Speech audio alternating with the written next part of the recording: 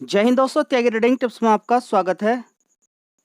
दोस्तों, इस वीडियो के अंदर बात होने वाली है कि आखिर मार्केट के अंदर अचानक गिरावट क्यों हुई, उसके पीछे का कौन सा कारण है, उसके बारे में यहाँ पर बात करेंगे। अगर आप यहाँ पर देखें तो अच्छी खासी गिरावट यहाँ पर देखने को मिली है। सेंसेक्स के अंदर भी, निफ्टी 50 के अंदर भी गिरावट अच्छी खासी है। और साथ ही निफ्टी बैंक की बात करें, निफ्टी मिड मिड 100 की बात करें तो इसके अंदर भी गिरावट आपको देखने को मिल रही है। तो अचानक ये तो गिरावट हुई है, लेकिन सेक्टर वाइज भी गिरावट बहुत ज़्यादा होती है। ठीक है, तो निफ्टी 50 के अंदर अचानक ही इतनी बड़ी गिरावट का होना ये एक छोटी सी बात भी नहीं है, क्योंकि अचानक इतनी बड़ी, देखिए, गिरावट होना कोई बड़ी बात नहीं है, लेकिन अचानक गिरावट होना किसी कारण वो आपको मालूम होना चाहिए।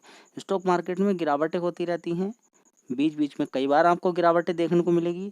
तो गिरावटें खराब नहीं होती हैं, गिरावटों से बड़ा बड़ा पैसा बनता है। अगर कोई शेयर नीचे की साइड में गिर जाता है तो एक अपॉर्चुनिटी होती है। हाँ, उसका कुछ रीजन जरूर होते हैं, और उस रीजन के बाद अगर हम उनको पढ़ लेते हैं, सही से ट्रैक करते हैं, तो हम पाते हैं कि रीजन तो थे वे, लेकिन वो इतना ज़्यादा इम्पोर्टेंट नहीं थे। खासकर बात करें, देखिए, आईटी सेक्टर के अंदर लगभग 3% की गिरावट आज देखने को मिल रही है।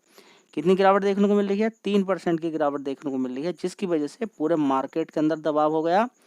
और बात करें तो निफ्टी 50, जिसको आप मार्केट बोलते हैं, उसके अंदर बड़ी गिरावट देखने को मिल गई। ठीक है, तो अगर बात करें यहाँ पर, तो पहले भी कभी आपने देखा था कि अमेरिका के अंदर रिसेशन की बात चल रही थी कि आईटी कंपनीज के अंदर बड़ी गिरावट देखने को मिल सकती है। रिसेशन रिसेशन रिसेशन, वो न्यूज़ लगातार रहती है। उसके बाद देखेंगे कि आईटी कंपनीज के अंदर बड़ी गिरावट हो जाती है, और कुछ समझदार लोग इस चीज़ का फ़ायदा उठाते हैं कि आईटी कंपनीज के बिना तो कुछ होने वाला नहीं है, लेकिन फिर भी मार्केट के अंदर न्यूज़ फ्लो की जाती है, मार्केट को गिराया जाता है, और उस अपॉर्चुनिटी का पूरा फ़ायदा लिया जाता है। उस अपॉर्चुनिटी का पूरा फ़ायदा लिया जाता है। विप्रो को नीचे की साइड में 360 रुपये, 350 रुपये तक ले गए। ऊपर की साइड में लगभग 550 रुपये से भी ऊपर मार दिया, 560, 570 रुपये। ठीक है, तो 50-50, 60-60% के रिटर्न आईटी कंपनियों से ऐसे ही लोगों ने निकाल लिए। इन्फोसिस कंपनी को 1200, 1250 ले गए। ऊपर की साइड में फिर 1900, 1950 रुपये ले गए। तो बढ़िया शानदार लोगों का पैसा बना है, 50 से 60%, और वो ज़्यादा समय भी नहीं लगा है। ठीक है, तो अभी भी गिरावट देखने को मिली है। अब ऐसा नहीं कि देखिए आईटी कंपनीज गिर गिर कर ख़त्म हो जाएंगी और फिर वहीं पहुंच जाएंगी। ठीक है, तो अभी हाल फिलहाल में जो गिरावट होगी, तो दोस्तों आप भी जानते हैं, हाल फिलहाल की गिरावट आईटी स्टॉक्स के अंदर ये एक अपॉर्चुनिटी हो सकती है। गिरावटों पे ही आपको खरीदना चाहिए। इस सेक्टर के अंदर भी अच्छी खासी तेजी बनी है, तो गिरावट अगर होगी तो आपके लिए एक अपॉर्चुनिटी रहेगी। हाँ, ऐसा नहीं होता है कि गिर गिर कर ख़त्म ही हो जाएगा शेयर। ठीक है, तो आईटी कंपनी ऑलरेडी पहले से ही मल्टी बैगर रिटर्न बना के दे चुकी हैं, तो इनके अंदर गिरावट, तेजी गिरावटों का सिलसिला चलता रहेगा। आईटी कंपनीज के बिना कुछ है भी नहीं है। आप देखेंगे कि कितनी बड़ी बड़ी कंपनियां चल रही हैं, बिना आईटी कंपनीज के कुछ भी नहीं है। अब बात करते हैं कि आखिर आईटी कंपनीज के अंदर इतनी गिरावट क्यों हो गई। तो क्यों गिरावट हुई उसके बारे में बाद में देखेंगे। सबसे पहले देख लेते हैं कि कितनी कितनी किसी स्टॉक्स के अंदर गिरावट हुई है। तो दोस्तों यहाँ पर देखेंगे, इन्फोसिस कंपनी के अंदर लगभग 2% की गिरावट यहाँ पर देखने को मिली है। आज तक इस कंपनी ने किसी को नुकसान नहीं दिया है, किसी को भी नुकसान नहीं दिया है। जिसने आईटी कंपनियों पे दाव खेला है, या अपना एम बना लिया कि मैं आईटी कंपनीज के अलावा किसी दूसरी कंपनियों के अंदर काम नहीं करूंगा, उसका नुकसान होने का कोई मतलब नहीं। बस गिरावट पे खरीदना है, क्योंकि ये share already multibagger return दे चुके हैं, तो इनके अंदर गिरावट चाहिए। गिरावट अगर अच्छी खासी आपको मिलती है तो आप एसआईपी शुरू करें, थोड़ा थोड़ा खरीदना। मतलब कि खुद से बोलें और गिरावट हो और गिरावट हो, किसी एक शेयर को चूज़ कीजिए, उसमें एसआईपी कीजिए, और ये कंटिन्यूसली रहना है। आने वाले 10 साल, 20 साल, 30 साल यही काम आपको करना है। ये नहीं बोला कि 10 साल, 20 साल आपको एसआईपी करनी है, नहीं। आपको थोड़ा थोड़ा खरीदना है। खरीद के जैसे ही रिवर्स होता है शेयर, उसके बाद अच्छा खासा पैसा बनता है, 5%, 6%, 7%, उसको बेच दीजिए, फिर दोबारा गिरावट होगी, फिर खरीदना है। इस तरीके से आपको काम करना है इस कंपनी के अंदर। ठीक है, तो बढ़िया मजबूत कंपनी है, कहीं जाने वाली नहीं है। गिरावट का कारण क्या है लास्ट में बताने वाला हूँ। चलिए और दूसरे शेयर देख लेते हैं जिनके अंदर गिरावट हुई है आईटी सेक्टर के। दोस्तों, अगली कंपनी एसएल टेक्नोलॉजी, अगर इसकी बात करते हैं तो देखिए लगभग 3.5%, 3.61% की गिरावट आज देखने को मिली है। ठीक है, तो इसके पीछे का भी रीजन सेम वही है। लगभग मार्केट कैप देखेंगे 4.78 लाख करोड़ का मार्केट कैप है। कंपनी में कोई कमी नहीं है, गिरावटें देखने को मिलती रहेंगी। ठीक है, तो गिरावट गलत नहीं होती है, बस हम उसको गलत बना देते हैं। चलिए नेक्स्ट शेयर देख लेते हैं, अगला शेयर जिसके अंदर भयंकर गिरावट हुई है। दोस्तों अगला शेयर है टीसीएस। थोड़े समय पहले ये शेयर होता था 3200 3300 के आसपास। तो ऐसी कंपनी के अंदर तो आपके पास जितना भी पैसा हो सारा लगाया जा सकता है एक्चुअली में, लेकिन फिर भी आपको लगाना नहीं चाहिए। जो मजबूत कंपनी है थोड़ा सा ज़्यादा पैसा लग जाता है तो रिटर्न थोड़ा सा जंप होने पे भी, जैसे 25% के रिटर्न आप एक्सपेक्ट कर रहे थे, ठीक है। तो अलग अलग जगह पैसा लगाते हो, अगर एक ही कंपनी में सारा पैसा लगा दिया तो ये मान के चले कि अलग दूसरी कंपनी से 25% बनता था, इस कंपनी से 25%, या कोई एक और दूसरी कंपनी में आपने पैसा लगाया उसमें 25%, वो सारा पैसा या मतलब कि थोड़ा सा ज़्यादा पैसा आपने एक ही कंपनी के अंदर लगा दिया और उसी से 25% बन गए, तो फिर बात बन गई, ठीक है। तो कंपनी में कोई कमी नहीं है, आने वाले 20 साल 30 साल तक ज़बरदस्त पैसा बना के देती रहेगी। बस आपको समय देना है, टाइम देना है और बीच बीच में गिरावटें देखनी है। तो क्या कारण है गिरावट का आज की आईटी सेक्टर के अंदर, उसके बारे में बात करेंगे। पहले 3 शेयर देख लीजिए, इसके अलावा और काफ़ी सारे शेयर्स हैं आईटी के, उनको भी देख लेते हैं। दोस्तों अगली कंपनी होगी टेक महिंद्रा। इसके अंदर भी ज़बरदस्त गिरावट हुई है और इससे पहले भी इसके अंदर बड़ी बड़ी गिरावटें हुई हैं, उसमें मैंने कई बार आपको बताया।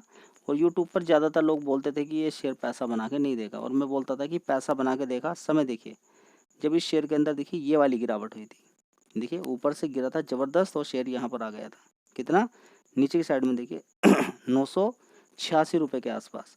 तब मैंने आपसे बोला था कि ये शेयर पैसा आपको बना के देगा, समय लेगा। बीच में तेजी गिरावट ये सारा सिलसिला रहा और बढ़िया शानदार तरीके से फाइनली इसने 1 साल का लो देखते हैं, हाई देखते हैं, तो 1113 रुपये से सीधा 1761 रुपये तक ऊपर तक इसने मार के दिया है, ठीक है। तो अच्छा पैसा आपका इस शेयर ने बना के दिया है, ठीक है। बस वही है कि गिरावट आपको मिले तो मज़ा थोड़ा सा ज़्यादा आता है, अगर गिरावट नहीं देख पाते हैं तो फिर भूल जाइए कि पैसा आपका बनने वाला है, गिरावट आपको देखनी होगी। अगली कंपनी है विप्रो। बड़ी गिरावट हुई थी इसके अंदर भी और ये 360 रुपये के आसपास पहुंच गया था। आज की डेट में 553 है और अच्छा खासा हाई भी इसने ऊपर मारा है 580 रुपये तक, ठीक है। तो अच्छा पैसा बना है, लेकिन आपको लगता होगा कि 360 से 580 क्या पैसा होता है, बहुत पैसा होता है।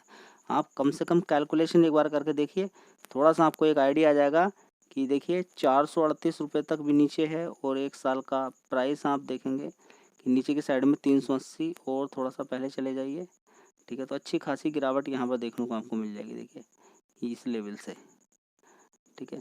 तो अच्छी खासी गिरावट यहाँ पर देखने को मिली थी 5 साल के अकॉर्डिंग। अगर यही से देखें 383 रुपये के अकॉर्डिंग, तो देखिए अच्छा पैसा स्टॉप पर बना, इससे पहले यहाँ पर बना, ठीक है। 1 साल के अंदर 42% एक बार दे दिए, और यहाँ पर अगर कैलकुलेशन करते हैं ऊपर की तो देखिए 21% फिर दे दिए, और इस वाले की अगर कैलकुलेशन करते हैं तो यहाँ पर भी आप ये देख सकते हैं कि 13% के एक बार दिए, 42 21 13। तो इस तरीके से इस शेयर ने कई बार आपको पैसा दे दिया विप्रो कंपनी ने, लेकिन फिर भी लोगों को लगता है कि पैसा तो कुछ बन ही नहीं रहा है, ठीक है। कोई बात नहीं, समझदार के लिए इशारा काफ़ी होता है कि मजबूत कंपनी पैसा आपको देती रहेगी, बस आपको समय देना है, अपॉर्चुनिटी ढूंढनी। दोस्तों इसी तरह से देख लीजिए गोफोर्ज। इसके अंदर भी बड़ी गिरावट देखने को मिली है 1.83% की, ठीक है। तो पूरे सेक्टर के अंदर ही गिरावट है। और अभी अगर आपको मैं एक इंडाइसेस अमेरिका का दिखाऊं तो उसके अंदर भी आपको देखने को मिलेगी, न्यूज़ के बारे में पढ़ेंगे। चलिए और देखते हैं कौन कौन से शेयर गिरे हुए हैं। दोस्तों अगला शेयर है L&T टेक्नोलॉजी सर्विस लिमिटेड। देखिए इसके अंदर भी लगभग कितनी गिरावट देखने को मिली है, 4% की। तो ये जो गिरावटें मिली हैं और भी गिरावट हो सकती है, एक अपॉर्चुनिटी भी बनेगी, एक अपॉर्चुनिटी भी देखने को मिल रही है, और डर भी यहाँ पे लग रहा है, ठीक है, क्योंकि तेजी बनी थी तो थोड़ी सी गिरावट देखने को मिल सकती है। उसका रीजन भी यहाँ पर बात करेंगे। रीजन कोई इतना बड़ा कठिन भी नहीं है कि जिसको लेके बड़ी गिरावट अगर होती है तो उस अपॉर्चुनिटी का फ़ायदा ना उठाया जा सके। दोस्तों अगला शेयर है LTI मिंट्री। इसके अंदर देखेंगे लगभग 1.25% की गिरावट इसके अंदर भी देखने को मिल रही है। दोस्तों अगली कंपनी है एम्फेसिस। ये भी शानदार कंपनी है आईटी की, और इसके अंदर भी आज 4% की गिरावट देखने को मिल रही है। दोस्तों अगली कंपनी है परसिस्टेंस सिस्टम्स लिमिटेड। 5,372 रुपये का प्राइस है और आज देखिए लगभग 4.5% 4.38% की गिरावट यहाँ पर देखने को मिल रही है। तो पूरे आईटी सेक्टर के अंदर गिरावट। अब कन्फ्यूजन ये है कि गिरावट आखिर क्यों हो रही है, चलिए उसके बारे में बात कर लेते हैं। तो अमेरिका की कंपनियों के अंदर गिरावट देखने को मिल रही है आईटी सेक्टर के अंदर। तो बड़ा जो रीजन निकल कर आ रहा है वो अमेरिका से ही निकल कर आ रहा है, और उसके पीछे का कारण यही है कि जो बड़ी बड़ी मेटा जैसी कंपनियां हैं वो बोल रही हैं कि हम एआई पर आगे आने वाले टाइम में बड़ा खर्च हमारा यहाँ पर होने वाला है, बड़ा खर्च यहाँ पर होने वाला। तो एक कंसर्न है कॉस्टिंग का कि आने वाले टाइम में मार्जिन कैसे निकलेंगे एआई पर, इतना अगर खर्च होता है तब, ठीक है। तो एआई पर ज़्यादा जितना खर्च होगा उतना इन कंपनियों को फ़ायदा भी होगा। ऐसा नहीं कि फ़ायदा नहीं होगा। एआई से क्या होगा कि जो इतने सारे एम्प्लॉई हैं उनकी छुट्टी होती नज़र आएगी। एआई मतलब कि एक इतनी कह सकते हैं कि इतनी स्पीड से काम होना शुरू हो जाता है कि जो 100 पर्सन काम करते हैं वो 1 या 2 ही पर्सन कर सकते हैं उस काम को। तो एआई की इतनी वैल्यू बढ़ गई है, ठीक है। तो अगर हम यहाँ पर देखने की कोशिश करते हैं एआई का, तो क्लियर है यहाँ पर एनवीडिया को देखिए। यहाँ पर Nvidia and other AI stocks are getting drag down, नीचे की साइड में गिरे हैं। माइक्रोसॉफ्ट और मेटा जैसी बड़ी कंपनियां ये सिर्फ क्या बोल रही हैं कि आने वाले टाइम में हमें और ज़्यादा यहाँ पर खर्च करना पड़ेगा एआई पर, तो जिसकी वजह से यहाँ पर और दिक्कत हो सकती है। लेकिन होता क्या है आप समझिए, एक समोसा बनाने वाला इंसान है, ठीक है। अचानक क्या है कि वो समोसा कितने का देता था, 10 रुपये का। उसको पीछे से आलू कितने का मिलने लगा जी, कितने का मिलने लगा, उसको आलू मिलने लगा महंगा थोड़ा सा। अगर वो साइज सेम रखता है तो वो प्राइस उसका बढ़ा देगा। किस पर ट्रांसफ़र कर दिया, क्लाइंट पर, कस्टमर्स पे ट्रांसफ़र कर दिया सारा चीज़ें, अपने पास रखा उसने नहीं, या वो साइज कम कर देगा, मार्जिन वहीं से निकालेगा, ठीक है। तो सेम कहानी यहाँ पर भी है कि जो यहाँ पर रेटिंग को लेकर देखेंगे कि Meta platform stocks target cut कर दिए गए हैं, sector performance rating on AI spending concern, ठीक है। तो जो भी एआई से रिलेटेड जितनी भी आईटी सेक्टर वाली कंपनियां हैं उनके अंदर ये सारी दिक्कतें यानी कि खर्च को लेकर दिक्कतें परेशानी होती हुई नज़र आ सकती हैं। इन सारी चीज़ों को देखते हुए ये सारे पॉइंट यहाँ पर हाईलाइट किए गए हैं और आज गिरावट का कारण बने हैं। पर देख सकते हैं कि अभी का अगर मार्केट देखते हैं तो यूएस टेक 100 की अगर बात करते हैं तो 495 पॉइंट लगभग गिरावट है, लगभग 2.43 लगभग 2.5% की गिरावट यहाँ पर देखने को मिल रही है। इसका असर सीधा सीधा आईटी वाली कंपनियों से पड़ा और मार्केट के अंदर गिरावट देखने को मिल रही है।